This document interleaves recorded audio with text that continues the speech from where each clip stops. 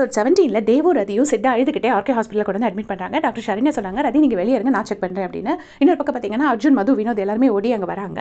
அப்புறமா Sharanya ma'am check பண்ணிட்டு தேவியும் ரதியும் கூப்பிட்டு வச்சுட்டு, சித்திக்கு இப்போ எந்த ப்ராப்ளம் இல்லை, ஒரு மைல்டு கன்கஷன் தான் இருக்குது, ஜஸ்ட் கொஞ்சம் நாளைக்கு பெயின் இருக்கும், நான் உங்களுக்கு எக்ஸ்பிளைன் பண்ண வேண்டிய அவசியம் இல்லை, சின்ன பையன் ஆனனால அவன் சீக்கிரமே ஹீல் ஆகிடுவான் அப்படின்னு சொல்லிட்டு எக்ஸ்பிளைன் பண்ணுறாங்க. ரெண்டு பேரும் ரொம்ப ஹாப்பியாக வெளியில் வராங்க. வெளியில் வந்ததுக்கப்புறம் பார்த்தீங்கன்னா அர்ஜுன் இங்கே ஒரு நர்ஸ் பார்த்துட்டு குட் மார்னிங் அப்படின்னு சொல்லிட்டு போகிறாங்க. அப்போ மது வந்துட்டு, ஹே அப்போ உண்மையிலே நீ தான் அந்த ஹாஸ்பிட்டலோட ஓனரா அப்படின்னு சொல்லிட்டு கேட்குறாங்க. அப்போ எப்படி உங்கள் அப்பா பேரில் தான் ஹாஸ்பிட்டல் இருக்குது, ஆனால் நீ அந்த ஹாஸ்பிட்டலில் ஒர்க் பண்ணல, அது எப்படி அப்படின்னு சொல்லி கேட்குறாங்க. அதெல்லாம் பெரிய கதை மது, நான் அதை இன்னொரு நாள் சொல்கிறேன் அப்படின்னு சொல்லிட்டு சொல்கிறாங்க. அப்போ கரெக்டாக தேவ் ரதி வெளியே வராங்க. அப்போ தேவ் கிட்ட அர்ஜுன் கேட்குறாரு, என்னாச்சு சார், நல்லா இருக்கானா அப்படின்னோடனே, ஒரு மைல்டு கன்கஷன் தான் சொல்லியிருக்காங்க அர்ஜுன், ப்ராப்ளம் இல்லை, கொஞ்சம் டேஸில் ஹீல் ஆகிடுவான் அப்படின்னு சொன்னோடனே அர்ஜுன் வந்து இப்போ தான் ரொம்ப ரிலீவ்டாக இருக்குது, நாங்கள் கிளம்புறோம் அப்படின்னோடனே ஒரு காஃபி குடிச்சிட்டு போகலாமே தேவ் சொல்கிறாரு. உடனே அர்ஜுன் வேண்டாங்கிறாங்க, ஆனால் மதுவும் வினோதும் காஃபி ஜூஸ்ன்னு கேட்குறாங்க. அப்போ வந்துட்டு இல்லை அர்ஜுன் டைம் இல்லைன்னு கிளம்பும்போது ரதி சொல்கிறாங்க, அர்ஜுன் எனக்கு உங்ககிட்ட ஒரு நிமிஷம் பேசலாமா கேட்குறாங்க. உடனே எல்லாருமே வந்து கேன்டீனில் உட்காந்துருக்காங்க. அர்ஜுனும் ரதியும் மட்டும் ஒரு டேபிளில் உட்காந்துருக்காங்க, மதுவும் வினோதும் இன்னொரு டேபிளில் உட்காந்துருக்காங்க. அப்போ ரதி மேம் வந்து அர்ஜுன் கிட்ட கேட்குறாங்க, உன் காலேஜில் எப்படி போகுது அர்ஜுனோடனே, நல்லா போகுது அப்படிங்கிறது, எல்லாத்தையுமே கடந்து வந்துட்டு போல இருக்குது, ஹாஸ்பிட்டல் சிஇஓ ரீனா எல்லாத்தையுமே பார்க்குறதுக்கே சந்தோஷமாக இருக்குது அப்படின்னு சொல்கிறாங்க. அதுக்கு வந்து கடந்து வந்துட்டேன்னு சொல்ல முடியாது மேம், வாழ பழகிக்கிட்டேன் அப்படின்னு தான் சொல்லணும். சம்டைம்ஸ் வந்து நம்ம ஒழுங்காக இருந்திருந்தால் நம்ம லைஃப் நல்லா இருந்திருக்குமோ அப்படின்லாம் எனக்கு தோணும். ஆனால் எப்படி இருந்திருந்தாலும் இந்த இடத்துல தான் நான் வந்து சேரணும்னு இருந்ததுன்னா இப்படி தான் போகும்னு நினச்சி நானே என் மனசை பழகி தேத்திக்கிட்டேன், அவ்வளோதான் அப்படின்னு சொல்லிட்டு அர்ஜுன் வந்து ரொம்ப மெச்சூர்டாக பேசுகிறாரு. இப்போ ரதி மேம் சொல்கிறாங்க, அந்த உண்மையை நான் ரீனா கிட்ட சொல்ல வேண்டாம், நான் சொன்னதுனால அதை நீ ஃபாலோ பண்ணதுனால தான் நீ இவ்வளோ கான்சிக்வன்சஸ் ஃபேஸ் பண்ணுறேன்னு எனக்கு ரொம்ப கஷ்டமாக இருந்துச்சு. பட் இப்போ பரவாயில்ல, நீ ரொம்ப மெச்சூர்ட் ஆகிட்டு. ஆர்கே சார் இருந்தப்போ இருந்த அர்ஜுனுக்கும் இப்போ இருக்கிற அர்ஜுனுக்கும் நிறைய டிஃப்ரென்ஸ் இருக்குது. நானும் உன்னை மாதிரி ஒரு பெட்டர் பர்சன் ஆகிறதுக்கு தான் ட்ரை பண்ணிட்டு இருக்கேன் அர்ஜுன் அப்படின்னு சொல்லி ரதி மேம் சொல்கிறாங்க. அங்கே என்ன மதுவும் வினோதும் வந்து சின்ன குழந்தைங்க மாதிரி சண்டை போட்டுருக்காங்க. எனக்கு ஒரு க்ரீம் பென் வேணும், உனக்கு க்ரீம் பென் வேணுமா அப்படி இப்படின்னு கேட்டுருக்காங்க. அப்போ வந்து அர்ஜுன் சொல்கிறாரு, ஐயோ இதெல்லாம் கண்டுக்காதீங்க மேம், அவள் இப்படி தான் லூஸ் மாதிரி பேசிட்டு இருப்பா அப்படின்னு சொல்லிட்டு அப்புறம் எல்லாமே அங்கேருந்து கிளம்பிடுறாங்க. இப்போ ராக்கி ஃபோனில் சித்து பற்றி எல்லாத்தையுமே கேட்டுட்டு ரீனா கிட்ட வராரு. ரீனா வந்து சித்துக்கு முடியல அப்படின்னோடனே பயங்கரமாக டென்ஷன் ஆகுறாங்க. உடனே மைல்டு கன்கஷன் தான், ஷரண்யா மேமே டெஸ்ட் பண்ணியாச்சு, ஒன்றும் பிரச்சனை இல்லை அப்படின்னு சொன்னாலும் ரீனா வந்து ஒத்துக்கவே இல்லை. இல்லை எனக்கு ரிப்போர்ட்ஸ் வாங்கி கொடு, நான் பார்க்கணும் அப்படி இப்படின்னு பயங்கரமாக டென்ஷன் ஆகுறாங்க. அப்போ ராக்கி சொல்கிறார், இவ்வளோ பாசம் இருக்குன்னா அங்கே வந்து பார்க்கலாம்ல சித்தியும் திவியும் அப்படின்னோடனே, ஹே நான் எப்படி அங்கே வர முடியும், இவ்வளோ நடந்துப்போம் அப்படின்னு சொல்லி ரீனா கேட்குறாங்க.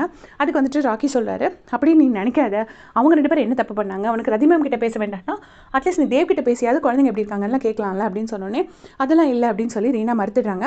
அப்போ வந்து சிந்து கரெக்டாக அங்கே வந்துட்டு, நான் ஒரு ரெஸ்டாரண்ட் பார்த்து வச்சிருக்கேன், நம்ம ரெஸ்டாரண்ட்க்கு போகலாம் பெங்களூரில் அப்படின்னு சொல்லி கேட்குறாங்க. அப்போ ரீனா முதல்ல நான் வரல அப்படிங்கிறாங்க. உடனே இவங்க ரெண்டு பேரும் அங்கே உனக்கு ஒரு சர்ப்ரைஸ் காத்துட்ருக்கு, நீ வந்து தான் ஆகணும்னு சொல்கிறாங்க. ரீனாவும் கடைசி ஒத்துக்கிறாங்க. இப்போ நெக்ஸ்ட் டே அர்ஜுன் திரும்பவும் வந்துட்டு சித்த பார்க்கறதுக்காக ஹாஸ்பிட்டல் வராரு. அங்கே வந்து கன்னியப்பனை பார்க்குறாரு. கன்னியப்பன் வந்து, ஹே கன்னியப்பன் எப்படி இருக்கீங்க அப்படின்னோடனே அவர் வந்து ரொம்ப மரியாதையாக அர்ஜுன் சார் அப்படின்னு சொல்லி பேசிட்டு போகிறாங்க. இது எல்லாத்தையுமே அமலா பார்த்துட்ருக்காங்க. பார்த்துட்டு அமலா வந்து டாக்டர் அர்ஜுன் கிட்ட உங்களுக்கு என்ன ஞாபகம் இருக்கான்னு கேட்டோடனே, நான் போதையிலலாம் இல்லைங்கனால ஞாபகம் இருக்கு சொல்லுங்க அப்படின்னு சொல்கிறாங்க. அதுக்கு வந்துட்டு, இல்லை அந்த கன்னியப்பன் உங்களுக்கு எப்படி தெரியும் அப்படின்னோடனே, பாவம் அவனுக்கு ஃபேமிலி இல்லை, அதனால தான் நான் தான் கடைசி அவனுக்கு வேலை போட்டு கொடுத்தேன், சிஇஓவாக இருந்த வரைக்கும் எல்லாமே நல்லதாக தான் நான் பண்ணேன் அப்படின்னு சொல்கிறாங்க. உடனே இல்லையே அவனுக்கு ஃபேமிலி இருக்கே, அவர் ஃபார்மசிஸ்ட் கிட்ட ஃபேமிலி பற்றி புலம்புவரெலாம் நான் கேள்விப்பட்டிருக்கேன் அப்படின்னு சொல்லி அமலா சொல்கிறாங்க. அந்த டைமில் கரெக்டாக சித்தை பார்க்கலான்னு சொல்லிட்டு அர்ஜுன் வந்துட்டு சரி நான் கிளம்புறேன் அப்படின்னு சொல்லி அங்கேருந்து போயிடுறாரு. இங்கே சித் வந்து தேவ் கிட்ட, அப்பா நான் இன்னொரு டே லீவ் எடுத்துக்கலாமா, நாங்கள் தான் எனக்கு அந்த டீமில் வின் பண்ணமா அப்படின்னு சொல்லிட்டு எல்லாம் கேட்டுட்ருக்காங்க. உடனே ரதி மேமும், சரி கடைசி நான் ஒரு டாக்டர், நீ சும்மா வலிக்குதுன்னு போய் சொன்னாலும் நான் கண்டுபிடிச்சிடுவேன், இருந்தாலும் பரவாயில்ல உனக்காக ஒன் டே லீவ் எடுத்துக்கோ அப்படின்னு சொல்லிட்டு இருக்காங்க. கரெக்டாக அர்ஜுன் வந்துட்டு எப்படி இருக்க சித் அப்படின்னு கேட்டோடனே, ஹே அர்ஜுன் டியூட் நல்லா இருக்கீங்களா, ரீனா கிட்ட பேசுனீங்களா, ரீனா ஏன் என்னை பார்க்க வரதில்லை, என்கிட்ட ஏன் பேசுறதில்லை அப்படி இப்படின்னு ரீனா பற்றியே கேட்குறாங்க சித். உடனே அர்ஜுன் சொல்கிறாரு, இல்லைப்பா உன்ன மாதிரி அவளுக்கு ஒரு ஆக்சிடென்ட் ஆகிடுச்சுல, ஸோ கொஞ்சம் ரெக்கவர் ஆகிட்டு இருக்காங்க, ரெக்கவர் ஆகிட்டு உனக்கு கண்டிப்பாக வந்து பார்ப்பாங்க அப்படின்னு சொல்லிட்டு ரதி மேம் கிட்டேயும் தேவ் கிட்டேயும் சொல்லிட்டு கிளம்பிடுறாங்க. ராக்கி இப்போ ரீனாக்கு வந்து அட்வைஸ்லாம் கொடுத்துருப்பாரு, உன் கண்ணை மூடிக்கிட்டே இருக்க, கண்ணை திறந்து நீ எல்லாத்தையும் பாரு அப்படிலாம் சொல்லி இந்த கெஃபேக்கு கூட்டிகிட்டு வந்திருப்பாங்க. 3 பேர் உட்காந்துருக்கும் போது எனக்கு சர்ப்ரைஸ் எங்கடான்னு ரீனா கேட்பாங்க. அப்போ பார்த்தீங்கன்னா அங்கே சர்ப்ரைஸ் வந்து கிரண் வந்து உட்காந்துட்டு என்ன சொல்வாருன்னா, நானும் நிலோஃபரும் லிவரில் இருந்தோம், இப்போ எங்கள் 2 பேத்துக்கும் வேலை போயிடுச்சு, எங்ககிட்ட காசு இல்லை, நிலோஃபர் திருப்பி போனோன்னே அவங்க அப்பா சேர்த்துக்கிட்டாரு, ஆனால் எங்கள் அப்பா சேர்த்துக்க மாட்டாரு, கழுத்து மேலே மிதிப்பாரு, எனக்கு எப்படியாச்சும் ஒரு வேலை வாங்கி கொடு அப்படின்னு சொல்லி கிரண் கேட்குறாங்க. உடனே ரீனா வந்து, டே உன் மச்சானுக்கு வேலை வாங்கி கொடுக்குறது எனக்கு சர்ப்ரைஸா அப்படின்னு சொல்லி ராக்கியை போட்டு திட்டுறாங்க. உடனே ராக்கி, சிந்தூர், கிரண் எல்லாருமே சேர்ந்துட்டு ரீனாவை ரொம்ப கன்வின்ஸ் பண்ணுறாங்க. உடனே ரீனாவும் கடைசி ஒத்துக்கிறாங்க, வேலை வாங்கி கொடுக்குறேன் அப்படின்னு சொல்லிட்டு. இப்போ அர்ஜுன் கிட்ட மானசா ஒரு நிமிஷம் பேசுறதுக்காக கூப்பிட்டு ஏதோ எக்ஸ்பிளைன் பண்ண ட்ரை பண்ணுறாங்க.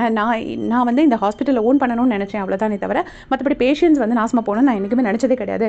இப்போ வந்து இது ரூபிட்டர் குரூப் ஆஃப் கம்பெனிஸும் இதில் சேர்ந்துருக்கு, இது வெறும் ஆர்கே ஹாஸ்பிட்டல் கிடையாது, அதனால தான் அவங்களோட மேலிடத்து ப்ரெஷர் தாங்க முடியாமல் தான் நான் இப்படி பிஹேவ் பண்ணுறேன் அப்படிலாம் சொன்னோன்னே அர்ஜுன் வந்து இந்த மாதிரி கதையில் என்கிட்ட விடாத, நீ வந்து இப்போ இந்த ஹாஸ்பிட்டலில் ஒரு மணி மேக்கிங் மிஷினை மாற்றி வச்சிருக்க, இப்போ நீங்கள் பேஷண்ட்ஸை தேடுறதில்ல கிளைண்ட்ஸை தான் தேடுறீங்க அப்படி இப்படின்னு சொல்லி பயங்கரமாக திட்டிட்டு ரொம்ப நல்ல மாதிரி என்கிட்ட நடிக்காதுன்னு சொல்லி கிளம்பி போயிடுறாரு.